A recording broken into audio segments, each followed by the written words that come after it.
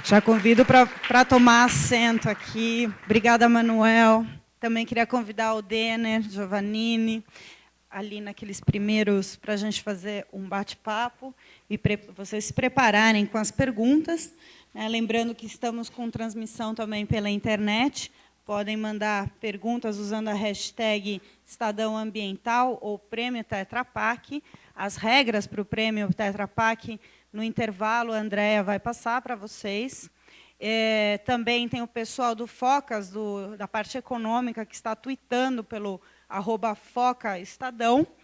E a gente, então, vamos partir para as perguntas. É muito importante reforçar que um dos objetivos aqui da Semana Estado de Jornalismo Ambiental é justamente dar elementos para que vocês possam entender como é importante correlacionar assuntos. Então, aqui a gente pode trabalhar tanto com a questão, como eu falei, do tráfico de animais, quanto que isso, um Estado pode ser onerado quando não tem um bom trabalho com conservação, por exemplo, tendo uns aditivos na parte de turismo, em visitação, enfim, quais são essas oportunidades perdidas. Tem uma infinidade de temas que podem ser correlacionados, e esse é o desafio hoje de um jornalista preocupado em trabalhar a questão ambiental. Quanto mais ele souber correlacionar assuntos, mais chance de ser publicado, você vai ter mais chance de fazer sentido aquela reportagem, aquela pauta que você vai querer levar adiante. Muito disso a gente vai ver também amanhã no workshop com a Marina Amaral, da Agência Pública, que eles preparam um verdadeiro dossiê sobre a Amazônia, jornalismo independente, bem bacana. Bom, vamos partir para as perguntas. Quem quiser, por favor, vá levantando a mão. A gente tem aqui as meninas, aqui na frente já tem um. Eu peço que se identifique e diga de que estado, se é daqui de São Paulo ou não. Você tem também, Marcos?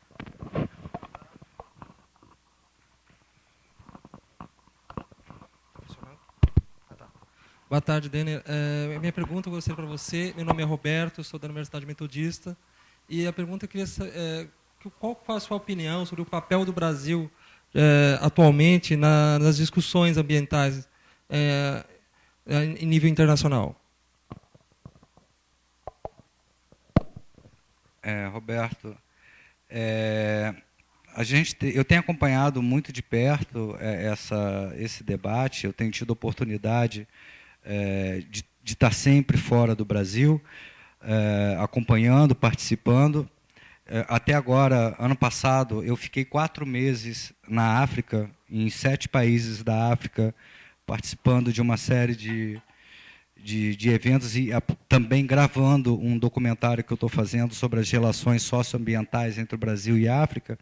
E o que a gente percebe é que o Brasil está, a cada vez mais, isso já tem cerca de uns 10 anos, o Brasil tem perdido espaço na agenda internacional. O Brasil não tem sido capaz de ser suficientemente claro nas suas posições e tem tomado posturas e posições no cenário internacional que vão totalmente de encontro com as nossas aspirações ambientais aqui que a gente tem no Brasil. Infelizmente, um outro grande problema que nós temos hoje, quando a gente debate meio ambiente no Brasil, é que é um debate muito mais ideológico do que um debate técnico.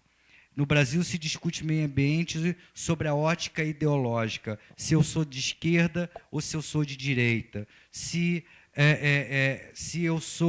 eu tenho uma história nas lutas sociais ou se tem uma história na luta ambiental.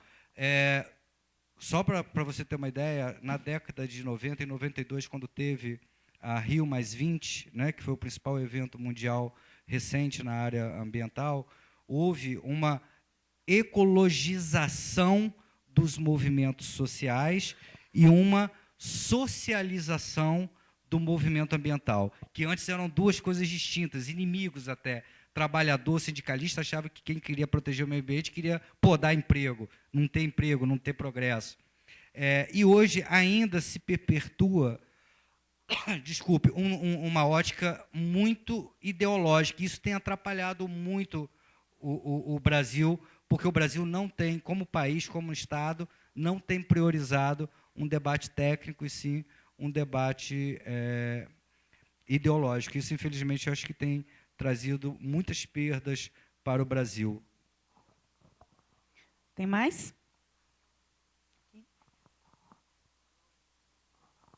Dá uma batidinha assim, para ver se...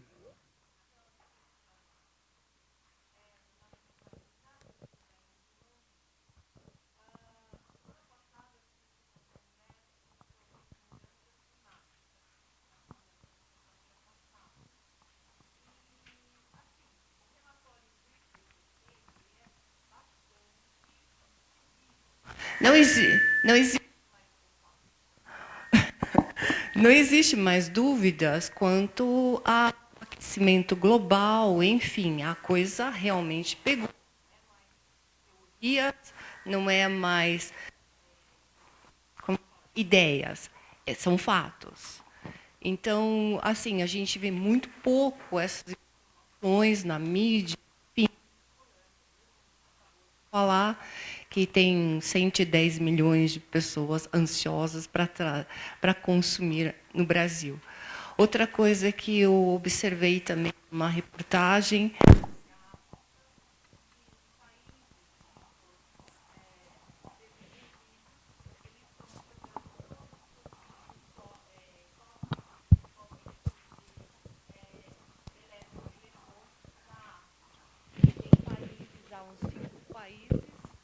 Alô?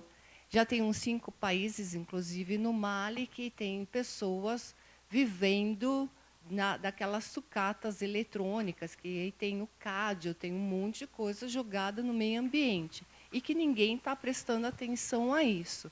Então, é um super desastre ambiental que continuam penalizando, continuam os europeus, enfim, a maior parte, as empresas, penalizando ainda o povo africano. Qual a sua opinião sobre essas duas questões?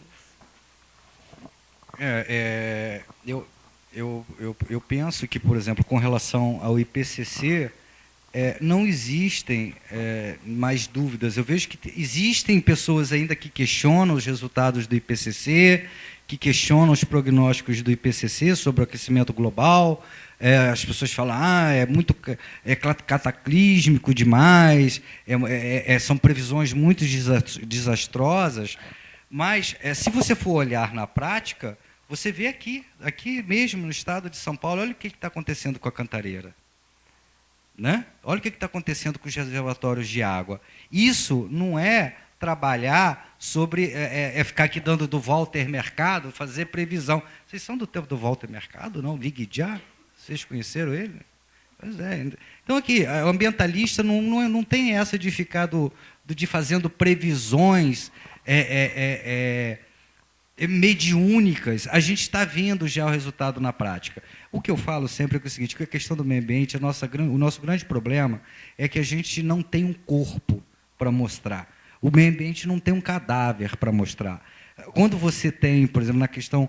na pauta jornalística, até para o jornalista é difícil ele vender uma pauta, porque o cara que chega na redação com uma foto ali de um cara que tomou 10 tiros na cara, caído no chão cheio de sangue, aquilo é mais real do que você chegar com uma discussão, olha, daqui a 20 anos pode estar acontecendo isso, né, Paulinha? É difícil para a gente, às vezes, convencer o editor, convencer as pessoas sobre...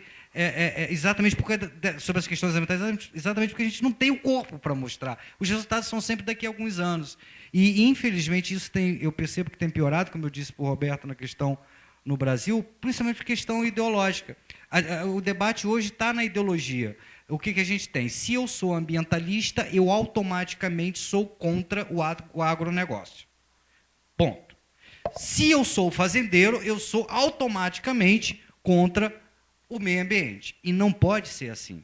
A gente não vai avançar, a gente só vai retroagir e retroceder como a gente tem feito. Então, eu acho que as suas colocações são verdadeiras. Uma coisa que me espantou na África, alguns países que eu tive, por exemplo, que eu posso... África do Sul, é evidente que todo mundo acha... A gente não pode falar muito da África do Sul, porque já é bem desenvolvido. Mas outros países onde eu tive, como Tanzânia, Namíbia, são países que, em termos ambientais, tem muito mais avanços em algumas áreas do que o próprio Brasil. Eu acho que o Brasil tem muito que aprender com alguns desses países africanos. Infelizmente, a gente está ficando para trás, sim. Pega a carona. Por favor, pegue essa carona. Só queria também colocar, justamente hoje, na questão de mudanças climáticas, hoje houve um grande anúncio do governo dos Estados Unidos com relação à mudança de emissões, né, no patamar de emissões. Então, hoje, inclusive, deixo a dica para vocês estudarem, porque realmente vai ser um avanço muito grande nessa discussão sobre o protocolo de Quioto, sobre a Convenção do Clima, da ONU, só para atualizar vocês, hoje teve esse anúncio. Então, por favor. Bom, em relação às mudanças climáticas, assim, quem atua na área já desistiu de falar de mitigação. Agora a gente está olhando adaptação. O grande desafio é, quanto vai custar conviver com as mudanças climáticas? O IPAN está fazendo um modelinho e a gente está ajudando eles a fazer o modelo econométrico disso. Qual vai ser o impacto no modo de vida de terras indígenas e populações tradicionais das mudanças climáticas? O que vai acontecer se aumentar até 7 graus no Xingu? O que vai acontecer com as florestas, o que vai acontecer com os peixes, qual é o comportamento reprodutivo que é afetado e quanto isso custa. Então, assim, perdeu, já era. O esforço agora é para tentar manter um pouquinho mais de 2 graus e não chegar aos 7. Uma outra discussão interessante é a postura também do governo federal. Diversos estados têm se posicionado, o governo do Acre tem sua política de clima, o governo do Amazonas tem sua política de clima, e o que está acontecendo são negociações subnacionais. Então, Acre, Califórnia, Acre, Alemanha. Isso é uma pena, porque acontece a revelia de uma orientação central e existe uma série de dificuldades. O governo brasileiro reage a uma oportunidade que seria fantástica, que é a discussão de REDD, o desmatamento evitado. Então, a gente perde, mais uma vez, uma grande oportunidade por conta desse comportamento. A gente é um país que tem uma contabilidade nacional razoável, diferenciada em relação aos outros países. E aí, se a gente expandir isso para o cenário ambiental como um todo, a nossa legislação ambiental é um exemplo. A compensação ambiental ela não existe em nenhum outro país, da forma como é a do artigo 36. Existe compensação de mitigação, mas compensação reconhecendo as unidades de conservação como valor de opção, como poupança, isso não existe em lugar nenhum. Então, assim, o Brasil, eu acho que encolheu, perdeu o protagonismo, e parte disso é porque não havia essa sensação de escassez.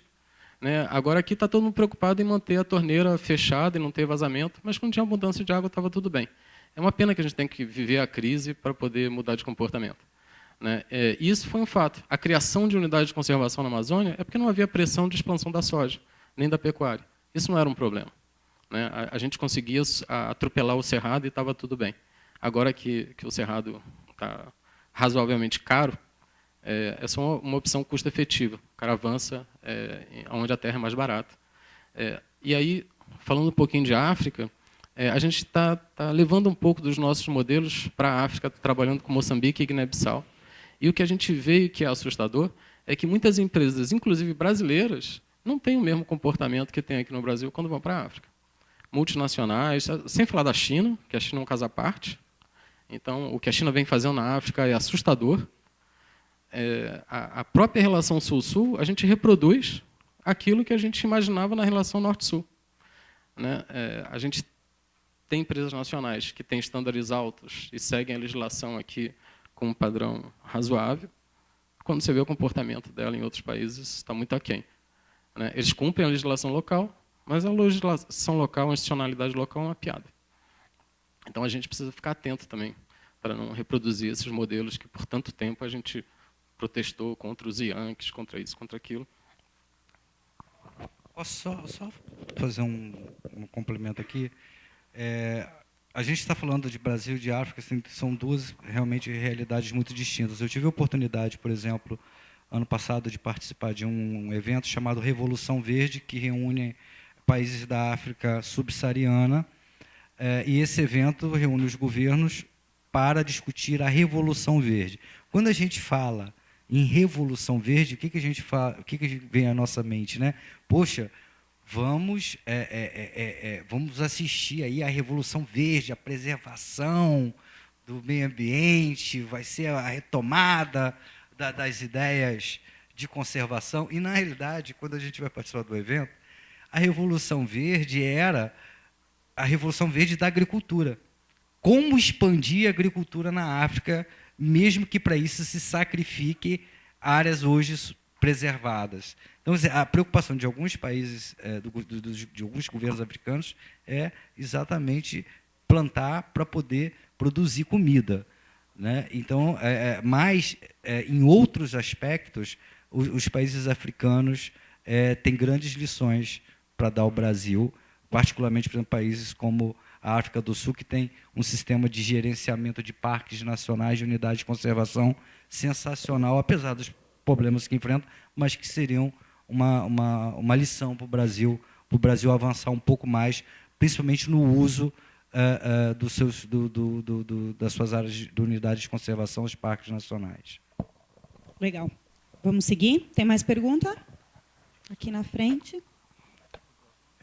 Já tem aqui o microfone. Boa tarde, eu sou o Gustavo, da Uniara de Araraquara, e a minha pergunta é referente ao papel de atuação de nós, jornalistas, nessa questão da conciliação que você falou, a pergunta para os dois. Nós sabendo que o grande impacto, o precursor desse desenvolvimento é as grandes empresas. São elas que causam, na questão de causar o impacto, são elas que causam. Então, qual é a dica que vocês dão para a nossa atuação, sabendo que assim, a influência quem vai ter sobre as grandes empresas é o governo, em aprovar alguma lei. Qual é a maneira, qual é o método que vocês que estão na área sugerem para nós jornalistas de estar cobrando uma melhora, um jeito mais fácil, melhor de estar fazendo essa conciliação? Onde a gente entra nesse processo? Sabendo que a gente... Por exemplo, eu moro no interior e lá o mercado é altamente agropecuário, não tem conversa. Se a gente chegar com o ambientalismo lá, a gente, se querendo ou não, é excluído do mercado.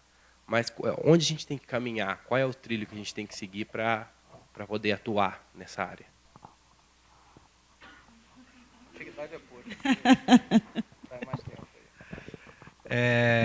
Eu acho que para o jornalista, o principal é questionar. Né? Parece que eu falo assim, mas que resposta mais boba. Mas a gente não se questiona o suficiente. Por que se questionar? Vocês vejam bem, o Brasil tem quantos anos, gente? 500 um bocadinho, né? Pouquíssimo. Quantas ONGs preservacionistas o Brasil tem? Quantas políticas ambientais o Brasil tem? Quantos projetos de preservação e conservação o Brasil tem? Quantas iniciativas ambientais o Brasil tem? Os números são grandiosos. Mas eu me questiono, por que em 500 anos nós reduzimos a Mata Atlântica de 100% para 6%? Tem algo de errado, concordam? Está cheio de ONG aí protegendo a Mata Atlântica, está cheio de projetos, o governo anunciando investimentos, proteção, mas só temos 6% de remanescente de Mata Atlântica. Em apenas 500 anos, nós fomos capazes de dizimar 94%. O que está acontecendo, eu moro em Brasília, o que está acontecendo no Cerrado brasileiro é uma tragédia. A gente, quando fala de meio ambiente, a primeira coisa que a gente se remete é a Amazônia, né? Mas não é só a Amazônia. O Cerrado brasileiro está vivendo uma tragédia ambiental. O Pantanal está vivendo uma tragédia ambiental. Só para vocês terem uma ideia, todo mundo fala de Belo Monte, né? Belo Monte, que aparece mais. Mas vocês sabem quantas PCHs, pequenas centrais hidroelétricas, PCHs, quantas PCHs já estão licitadas para serem construídas no Pantanal? 340. 340 PCHs já licitadas, já com outorga da ANA, da Agência Nacional de Águas, vão ser implantadas no Pantanal. Isso vai causar um impacto na mudança daquele bioma gigantesco, porque aquele bioma, o Pantanal, ele vive do vai e vem das águas. Você imagine colocar ali 340 comportas para tentar regular o fluxo de água para gerar energia. E para que a gente vai gerar energia? Para a gente não perder o capítulo da novela das 8 aqui. Lembra que eu falei lá na minha palestra? A questão, olha, ser sustentável da boca para fora é fácil, mas e na prática, como é que isso funciona? Então, não tem funcionado. Os resultados são pífios. Nos últimos 10 anos, o Brasil viveu um retrocesso ambiental gigantesco. Nunca teve bom. E não tem um plano de matriz energética, que isso que é o mais plano de agravante. Ou matriz seja, vão energética. ser feitas essas hidrelétricas, mas não é porque existe um plano para daqui a 10, 20 anos. Simplesmente não existe um plano de matriz energética para o Brasil. Exato. A gente precisa de energia elétrica? Precisa. Mas será que o problema é produção? Será que o problema é distribuição? Será que um reposicionamento da nossa matriz energética com outras fontes não seria viável? E aí, quando você fala, a gente volta lá na questão. Todo mundo agora vai apostar as fichas aonde? No pré-sal. Uma matriz energética fóssil, altamente poluente e absolutamente degradante do meio ambiente. Então, esses questionamentos o jornalista tem que fazer. O jornalista não pode aceitar os resultados. E outra coisa, olhar e enxergar. É tipo você se questionar. Espera lá, em 500 anos reduzimos de 100% para 6% de Mata Atlântica. Eu não sei, sinceramente, não tenho dados do Cerrado. Sei que é uma tragédia. Você pega um avião de São Paulo a Brasília, você vai olhando, você só vê aqueles círculos de soja, de plantação. Você praticamente não vê mais Cerrado. Cerrado são pequenas manchas. O que vai acontecer no Pantanal é uma tragédia. Então, eu acho que a gente tem que questionar muito e questionar rápido. Manuel. Buenas. Eu talvez não seja a pessoa mais indicada para dizer o que os jornalistas devem fazer, mas eu vou te contar o que a gente faz. A gente trabalha com várias grandes empresas. Então, trabalho com Klabin, Natura, Camargo Correia, Odebrecht, milhões, tem centenas. E o que a gente entendeu? Bom, a empresa ela não é uma uniformidade, assim como o governo, assim como as ONGs, assim como o movimento social. A empresa ela tem segmentações internas. Tem um acionista, que tem uma cabeça. Tem um investidor, que tem outra cabeça. E tem o engenheirão da planta. O pior cara para você conversar é o cara da planta. Ele é o cara que... Tudo isso é custo. Qualquer coisa que você quiser fazer a mais, para ele é custo. E ele não está muito afim de ter custo, porque isso piora o resultado geral da operação da empresa.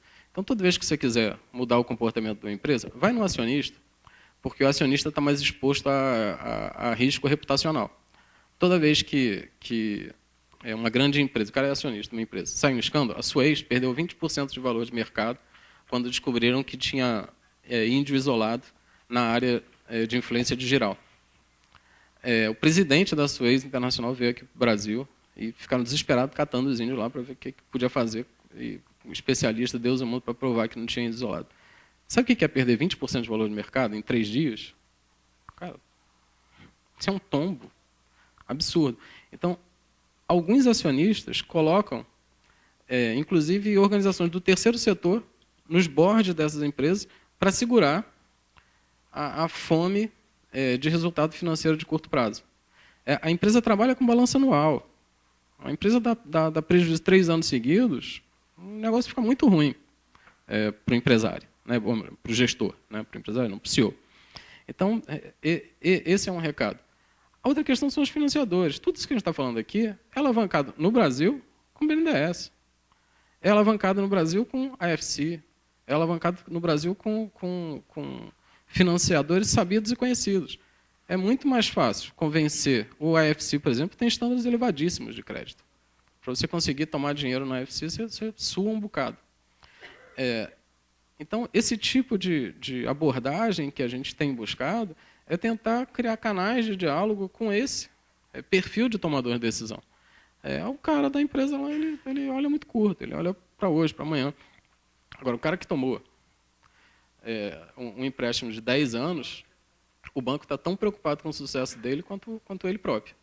Né? Você vê o que aconteceu com a Marfrig, com aquela denúncia, a JBS Marfrig, com as denúncias de boi de área de desmatamento.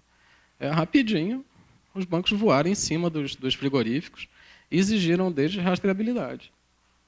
Então, esse tipo de comportamento a gente tem que aprender, né? E a gente tem que cobrar, até porque, boa parte desse recurso de Belo Monte, de Girau, de Santo Antônio, todos esses grandes empreendimentos, eles acabam saindo da viúva via o BNDES. Quem capitalizou recentemente o BNDES? O orçamento. Né? Foi o governo que fez o empréstimo para o BNDES. Ao custo do dinheiro do governo, da dívida pública, vis-à-vis o custo do empréstimo repassado pelo BNDES para a iniciativa privada. Esse é o custo social, né? A gente paga. O BNDES não é importante? Não, o BNDES é importante. As empresas são importantes. Mas a gente precisa qualificar o crédito. Né? A mesma coisa com o Pronaf. A gente está falando de grande... hoje, a maior causa de desmatamento da Amazônia é desmatamento de formiguinha. Boa parte dele está dentro de assentamento. Área pública, pô. Ou de domínio público. Então, falta aí... Bom, e aí tem a outra nossa meia-culpa, que é alternativa, né? Desenvolvimento científico-tecnológico e inovação. É que poucas empresas investem significativamente nisso, e quem investe encontra barreiras absurdas. Vê o que a Natura enfrenta com conta de ABS, né? Access and Benefit Sharing de biodiversidade, repartição de benefícios de biodiversidade. Tem a legislação clara, tem segurança jurídica, o cara investe porque é corajoso, mas não devia. Seguindo, aí no meio. Olá, meu nome é Divan, eu sou estudante de jornalismo da Universidade Federal da Bahia e estou com um livro aqui publicado pela editora Fiocruz sobre justiça ambiental e saúde no Brasil. À luz dessa publicação e com base no que que vocês apresentaram hoje aqui sobre desafios para o país em relação à manutenção da biodiversidade e preservação, eu queria ver que vocês discutissem um pouco quais são os desafios mesmo que o país enfrenta tendo que lidar com manutenção da biodiversidade e gerir também esses conflitos que estão acontecendo aí pelo país em relação ao meio ambiente. O Nordeste registrou o maior número de disputas por água no ano passado, segundo o relatório da Comissão Pastoral da Terra. E, enfim, também o país está na terceira colocação no ranking mundial de crimes ambientais ou de conflitos ambientais, não me lembro agora muito bem. Eu queria entender em relação a isso, né? Alguns pesquisadores lidam com o conceito de sociodiversidade, sociobiodiversidade, que a questão humana também pesa, tanto que a gente falou disso aqui hoje. Então, assim, onde é que está, né? Como é que fica? Para onde direcionar a atenção em relação a esses conflitos? A gente ainda está aprendendo a lidar com a manutenção do ambiente, pensando na natureza, pensando em animais. Obrigada. Eu queria também acrescentar o contexto político, né? Porque acrescentar a pergunta dele, né? É a questão do contexto político. A gente teve nos últimos 5 anos, grandes transformações no Congresso, né? Inclusive com a bancada ruralista aumentada significativamente, o que leva a um direcionamento em algumas aprovações de projetos de lei, enfim, deixa condicionado muito a questão política, como a gente viu a questão do Código Florestal, precisamente aí falando em questão territorial, né, como ele colocou. E a gente vem hoje o famoso PEC 215, né, que o Congresso quer levar para dentro, para os deputados e senadores votarem com relação à demarcação de terra indígena, algo que foi historicamente de outro órgão, né, especializado para isso. E a mesma frente parlamentar que foi criada recentemente para discutir as unidades de conservação que já estão abandonadas, né, como você colocou, né, Manuel? Então, queria acrescentar a pergunta dele, o contexto político disso aqui no Brasil, que a gente está vendo uma transformação também.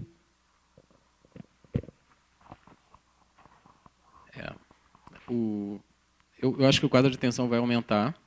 Assim, via de regra, os perdedores são as classes sociais mais pobres.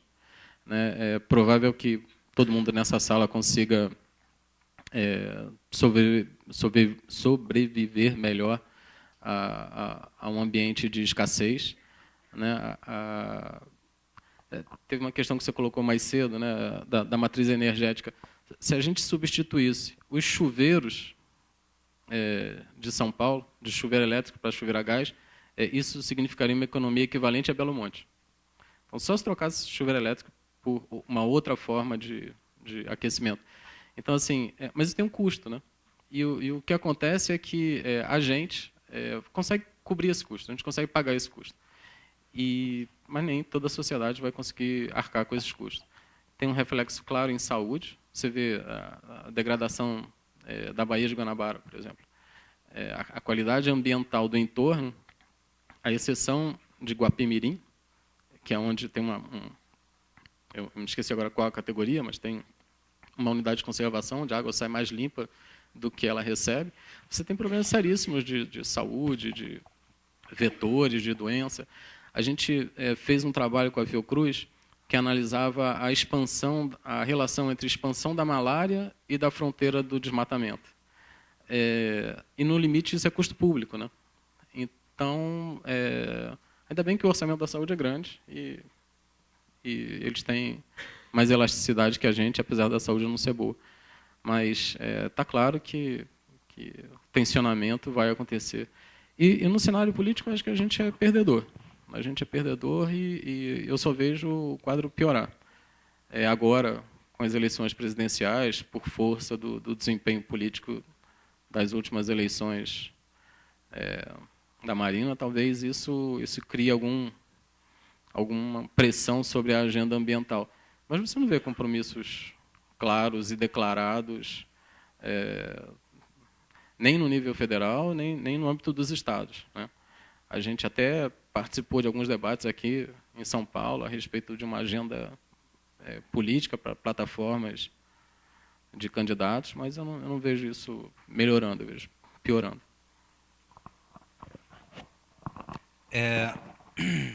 Eu vejo também essa sua questão é extremamente importante, essa pergunta, e a gente vive duas realidades bastante críticas nesse aspecto. Dentro da contextualização que você falou, dos conflitos, né, socioambientais, isso de fato é uma realidade no Brasil. Até há 2 anos atrás, eu sou diretor de cinema e eu fiz um documentário contando a história ambiental do Brasil desde o descobrimento até hoje. Chama Ecos do Brasil, o documentário. Até depois, se alguém quiser uma cópia, eu posso tentar disponibilizar uma cópia. Eu entrevistei 135 pessoas que participaram da história ambiental brasileira. E eu tive a oportunidade, por exemplo, de visitar Anapu, onde morava a irmã Dorothy, que foi assassinada. Eu fiz uma parte desse documentário foi sobre ambientalistas assassinados no Brasil, principalmente por questões agrárias. E é uma situação também bastante dramática, e a gente não vê chegar aqui aos grandes centros essa realidade de conflito que existe nessa borda brasileira, né? Isso, geralmente, eu sinto falta dessas pautas, desses conflitos socioambientais na grande imprensa. São poucos os jornalistas que se dedicam a essa causa. Eu tenho um jornalista que é um amigo muito querido, que tem um trabalho nessa área, que eu acho que a Paulina conhece, que é o Cléster Cavalcante, que tem um maravilhoso trabalho nessa área, mas são poucos jornalistas ainda que se dedicam, e muito menos os órgãos de imprensa que se dedicam a isso. Eu acho que falta espaço na mídia para debater essas questões que são graves. E, com relação à segunda questão, a questão da saúde, de uma maneira geral, também é crítica pelo seguinte: o Brasil hoje está absolutamente vulnerável do ponto de vista da saúde, comprometida pelos impactos ambientais. Nós estamos absolutamente vulneráveis. Não vamos muito longe. Há pouco tempo atrás, surgiu uma desconfiança da presença de um vírus, do vírus da vaca louca, no centro-oeste brasileiro. Só para vocês entenderem, as florestas, elas são os últimos grandes reservatórios de vírus ainda desconhecidos da medicina, né?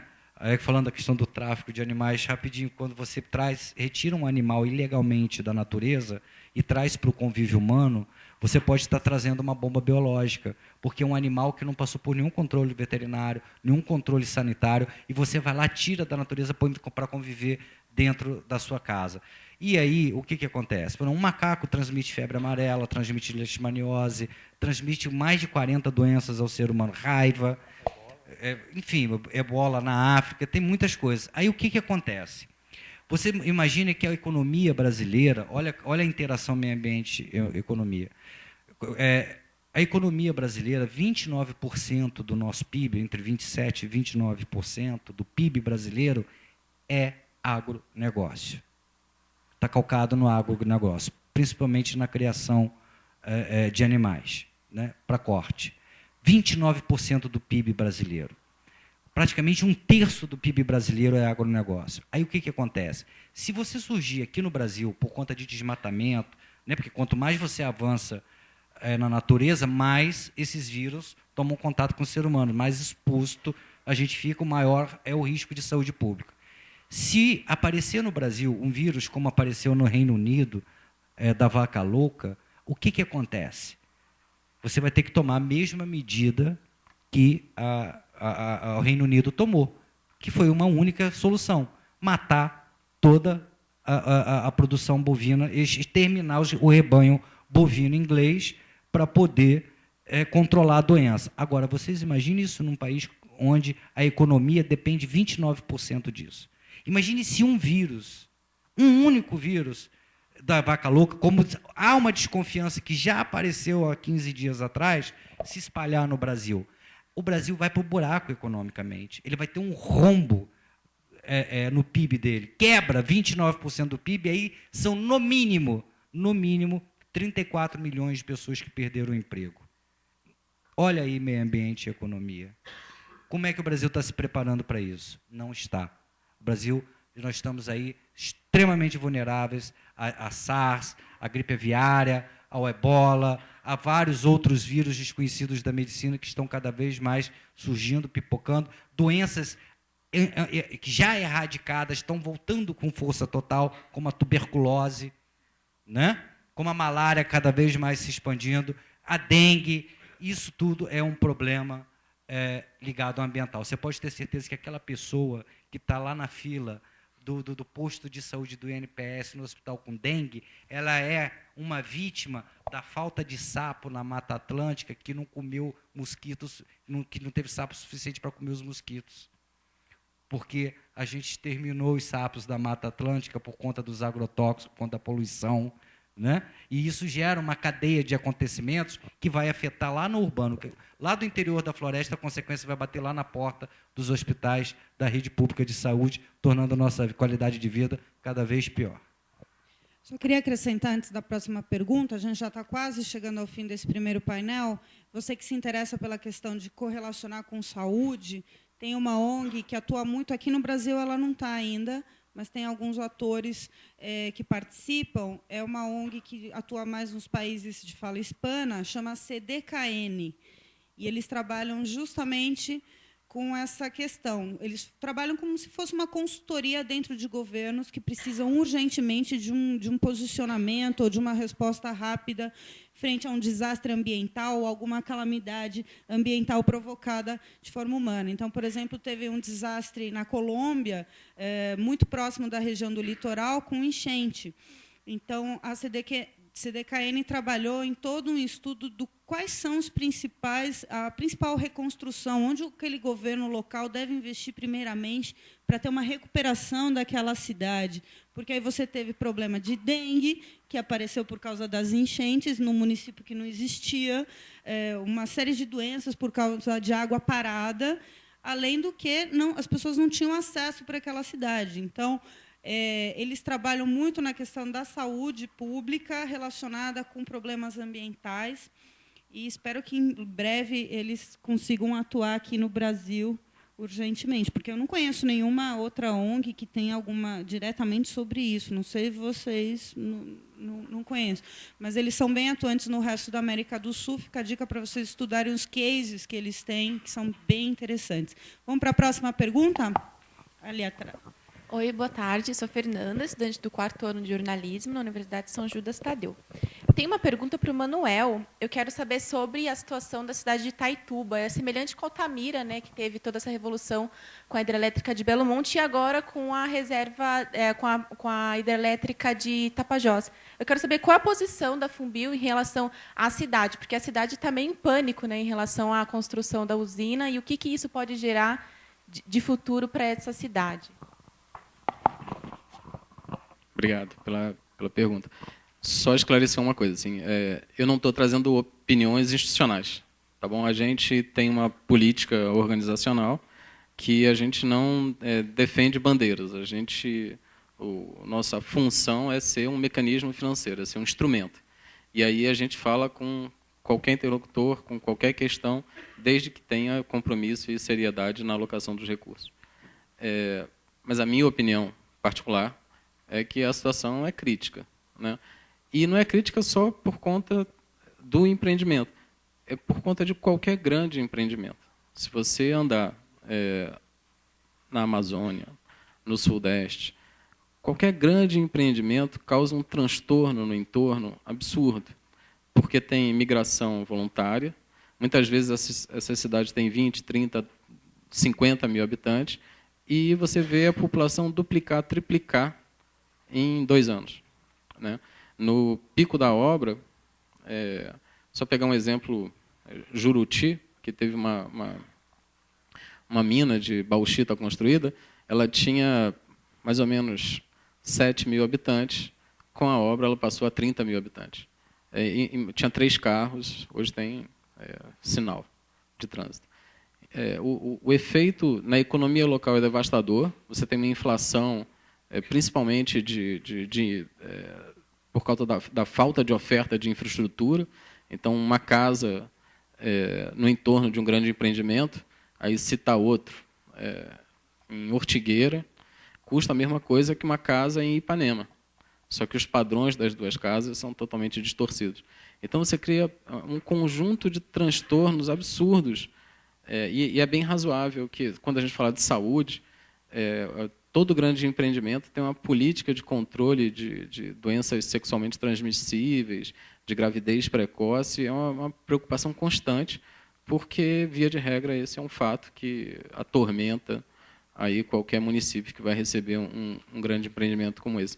Eu não estou muito a par da escala desse empreendimento, não tenho dados específicos sobre o que vai acontecer. E o que a gente, pegando o exemplo de Belo Monte, tem uma série de limitações do próprio desenho, né? Quer dizer, a concepção do desenho ela pode ser mais ou menos danosa. O que tem acontecido, e esse é um avanço, é que você tem tido a opção por usina de fio d'água, que tem uma área alagada menor e impactos menores. Mas, invariavelmente, a gente não esperava ver essa promessa de 15 novas usinas hidrelétricas na calha do Tocantins. E é o que vai acontecer. E esse é um problema que foi mencionado. Os instrumentos de licenciamento que nós temos hoje, eles são empreendimentos por empreendimento. Você não faz uma avaliação ambiental estratégica de toda a calha do rio. E você tem efeitos sinérgicos dos empreendimentos. Então, se você tem 10 usinas projetadas ou 30 PCHs, era natural que o processo de licenciamento considerasse o efeito sinérgico de uma na outra, né? E isso não acontece. Então, muitas vezes, eu também não tenho elementos para dizer que foi esse o caso, mas a Acre e Rondônia estão debaixo d'água e a gente tem aí Santo Antônio em geral, a jusante dessas... Desculpe, a montante, a jusante dessas cidades, e o efeito é bem danoso, né? O governo da Bolívia, né, inclusive, já está pensando em algum tipo de manifestação contra o governo brasileiro por conta disso. Ainda não está comprovado, né, se é por conta das hidrelétricas, mas na Bolívia, então, gerou um caos maior ainda de inundação, né, ali próximo. Muito bem. Muito obrigada. Primeiro painel encerrado. Se vocês quiserem, eu peço os nossos convidados, o Denner e o Manuel, aguardarem mais um pouco, vocês baterem um papo, porque vocês ainda não sabem qual que é o assunto do segundo prêmio Tetra Pak de jornalismo ambiental, pode ser uma possível fonte aqui, né? Então, aproveitem, tirem suas dúvidas, 20 minutinhos a gente volta, nosso tema vai ser escassez de água e bons exemplos também de uso da água, tá certo? Obrigada. Obrigado. Obrigado.